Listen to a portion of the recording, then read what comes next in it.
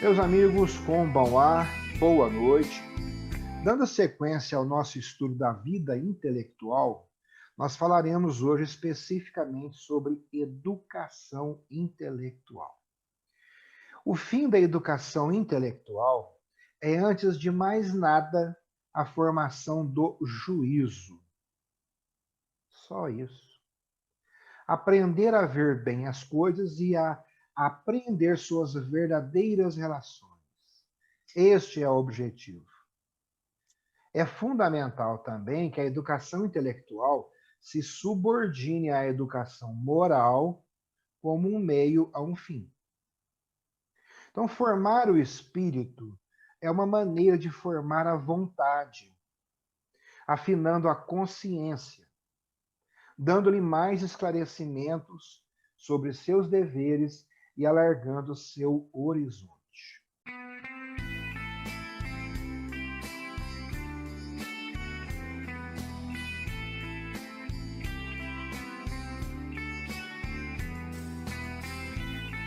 Então vamos recordar, lá atrás nós falamos sobre a concepção das ideias. Vamos nos lembrar, e isso é fundamental, que a ideia é abstrata e geral. Nós comentamos recentemente que os espíritos jovens têm dificuldade em assimilar o que é abstrato. Vamos voltar agora a esse ponto para explicar melhor.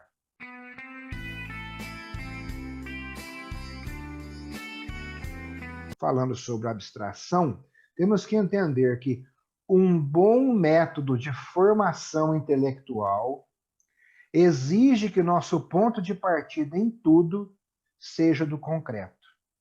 Então, a criança, ela experimenta uma verdadeira antipatia pela abstração porque não a compreende. E isso só representa para ela palavras mais ou menos vazias de sentido.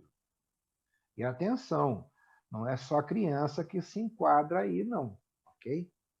Vocês vão perceber quando forem conversar com as pessoas e o assunto exigir que elas trabalhem com ideias, com abstração, vocês vão perceber que muito adulto é criança nesse aspecto, ele se encaixa aqui.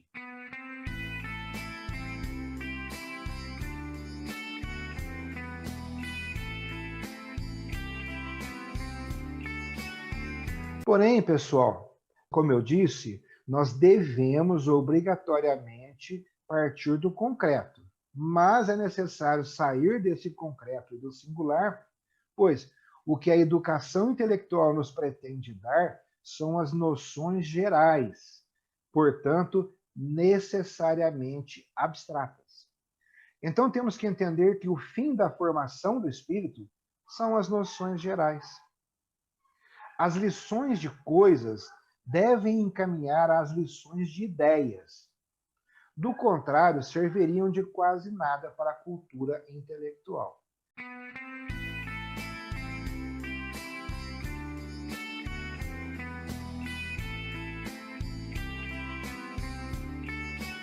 Deve-se chegar até aí progressivamente. O conhecimento se faz pé ante pé e não em saltos. Então, deve-se chegar até aí progressivamente, tomando cuidado de sempre manter contato com os fatos, as observações particulares, nas quais se apoiam as ideias abstratas. E pouco a pouco habituar-se a pensar por imagens e em seguida por ideias, ao invés de pensar por imagens. E em seguida aprender a agrupar os conhecimentos de maneira lógica.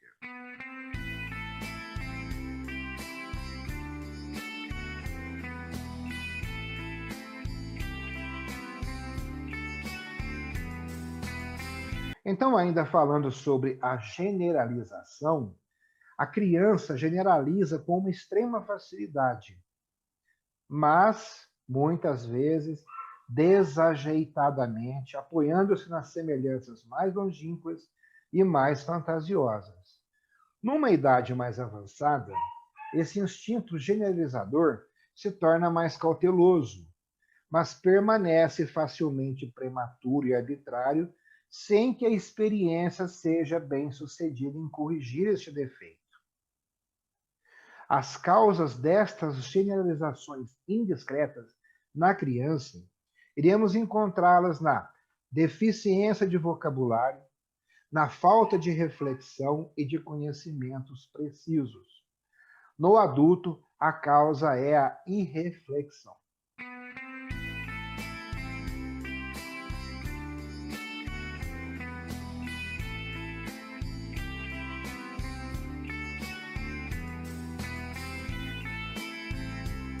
Por isso, é necessário aprender a refletir, coisa menos comum e menos fácil do que se pensa, porque supõe que se resista, graças a um esforço mais ou menos árduo, a tendência ao menor esforço e a precipitação. E, sobretudo, temos que nos precaver cuidadosamente contra a tendência a reduzir as coisas familiares para nós aos clichês feitos que nos são habituais. Na ordem prática, no que diz respeito às coisas singulares, é importante estar atento às diferenças das coisas e das pessoas.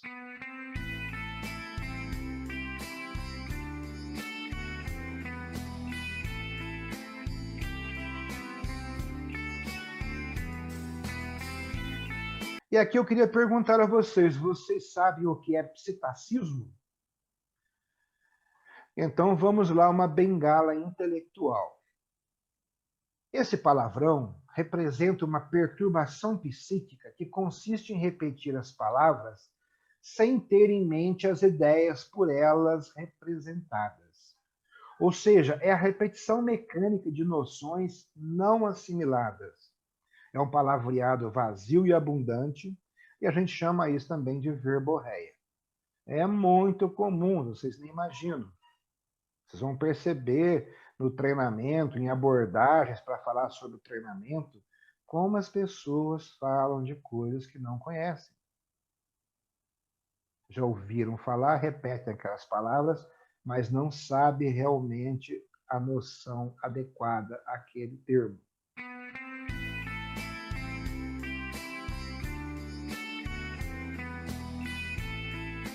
Então, pessoal, nós temos que entender que as palavras carregam ideias.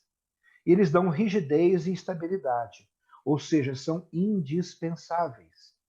Mas têm os seus perigos, perigos de que todos nós somos mais ou menos vítimas ao falar sem pensar, usando fórmulas feitas, cujo sentido exato nos escapa.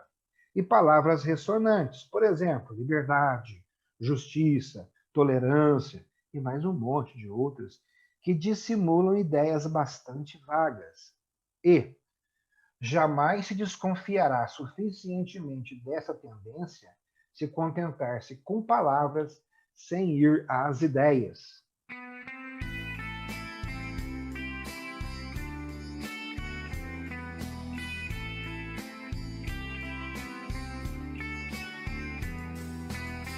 Devemos, por isso, estar prevenidos contra a propensão natural ao psittacismo, aplicando-nos em definir o sentido das palavras que empregamos.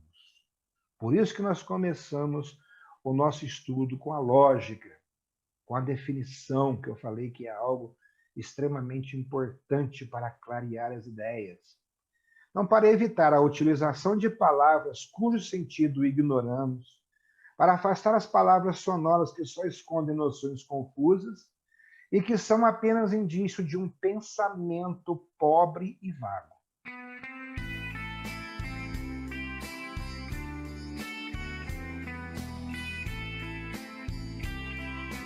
Então, o essencial da educação intelectual é a formação do juízo. Simplesmente isso. Devemos cultivar o juízo? Por vezes, pareceu que isso estava sendo contestado pela afirmação de que o bom senso é o que há no mundo de mais bem compartilhado, conforme Descartes. E um moralista diz que se todo mundo se lastima de sua memória, ninguém lamenta o seu juízo. Este último argumento não tem valor, evidentemente, porque o amor próprio seria suficiente para dissuadir-nos de proclamar nossa deficiência de julgamento. E, por outro lado, aquele que dele mais precisa é sempre aquele que se crê melhor dotado.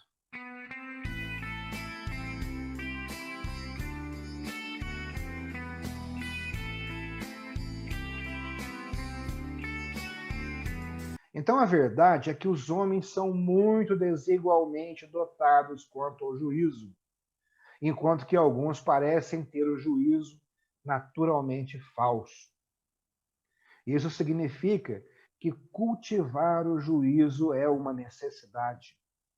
Mas como fazê-lo?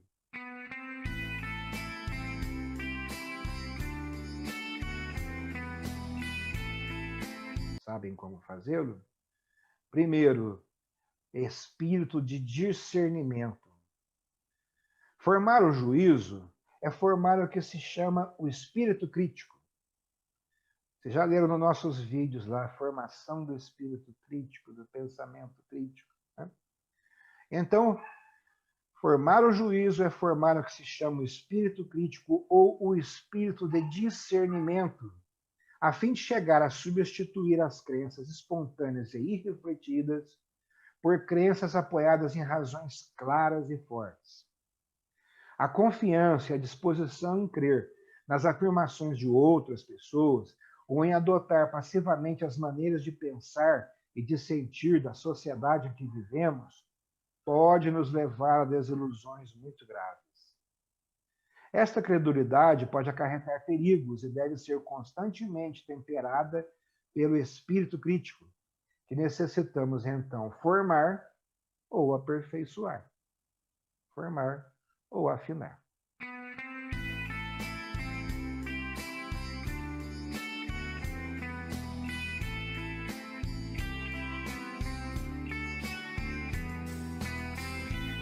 E quanto aos instrumentos do espírito crítico, nós temos que colocar que não há método especial para formar o espírito crítico. Tudo na educação deve contribuir para isso. O estudo da gramática, das línguas, das letras, das ciências e, principalmente, antes de tudo, é claro, o estudo da filosofia. Tudo nos deve servir para adquirir o gosto pela prudência na afirmação, da precisão nas ideias, da modéstia, da finura e penetração, qualidades essas que determinam a retidão do juízo.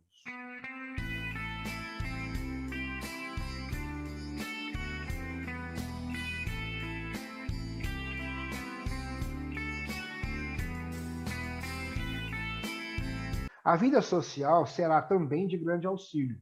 Se ela nos impõe, sob certos aspectos, um conformismo perigoso para o espírito crítico, ela força, sob outros aspectos, uma perpétua confrontação de nossos pensamentos e de nossos sentimentos com os de outrem.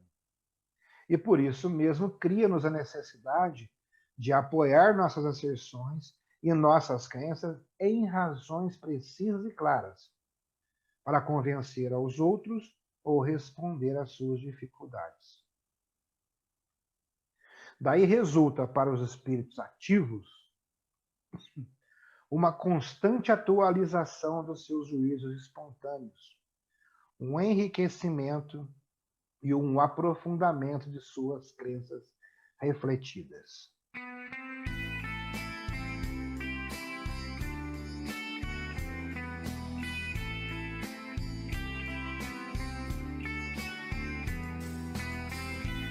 E vamos falar um pouquinho sobre o raciocínio, especificamente sobre o raciocínio e a razão.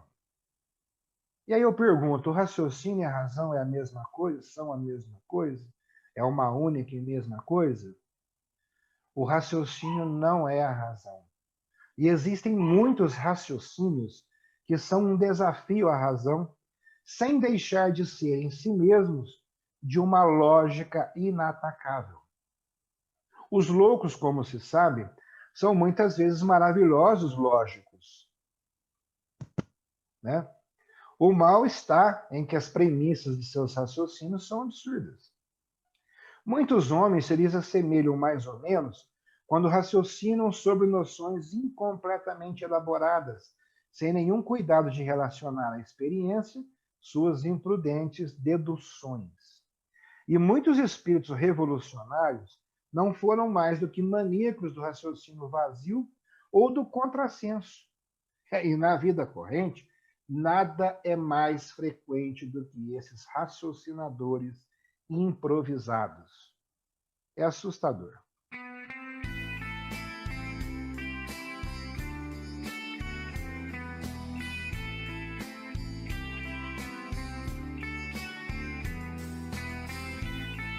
Vamos falar um pouquinho sobre o espírito de geometria e espírito de sutileza, porque vocês vão ouvir esses termos por aí.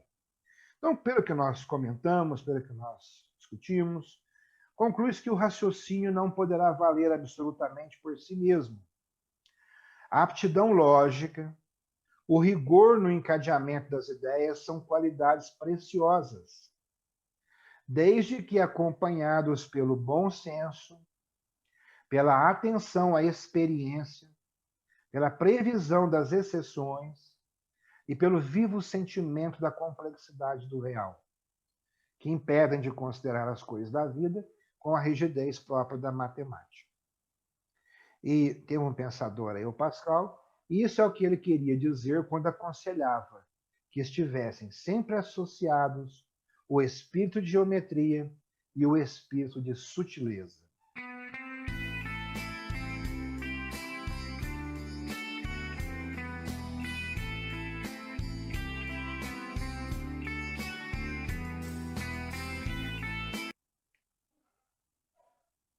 Tudo bem com vocês? Cara, vocês ficaram atentos pra caramba. Ou é meu óculos? Foi, travou o meu vídeo aqui, meu Zoom.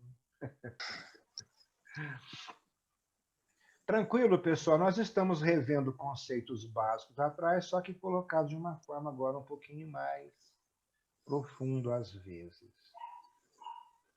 Algum comentário? Alguma colocação? Não, tudo tranquilo. Vou rever a aula depois. Maravilha. Então tá, que a gente vai avançar, que nós temos muitos conceitos para ver. Como eu disse, esse aqui é a chave do conhecimento intelectual, algo simples, formação do juízo. Vocês vão perceber que é algo que a gente exercita quase o tempo todo na academia. A gente vai ter que falar um pouquinho sobre a vontade, que alguns nem sempre têm, e vamos falar depois sobre a liberdade, que é aquilo que as pessoas têm e permite a elas não terem vontade. É muito legal. Meus amigos, muito feliz com a presença de vocês aqui. Desejo a todos um carnaval maravilhoso treinando na academia. A gente se vê amanhã, né? Até amanhã. Vida longa e próspera, paciência, perseverança. Oi, Yasumi Nasai. Yasumi Nasai. Matashita. Até amanhã, meus amigos.